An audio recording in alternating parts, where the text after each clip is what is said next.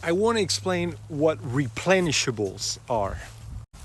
Replenishables are the holy grail of online arbitrage. These are products that you were able to source and find a profitable product, and a month after, once you sold out, you go back and it's still available at your supplier, and you can buy it over and over again, and it's still profitable on Amazon to sell. And it's really not as hard as you think to start building your list of replenishable products.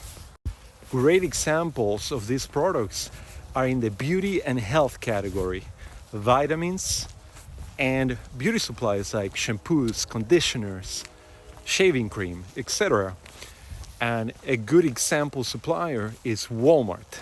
If you find a product that is sold and shipped by Walmart and it's profitable on Amazon, chances are that in the future, in the beauty and health category, it will continue to be profitable in the future, and you will be able to replenish the product by buying it at around the same price that you bought it originally from the same supplier, and it's still probably going to be selling at around the same price on Amazon, give or take.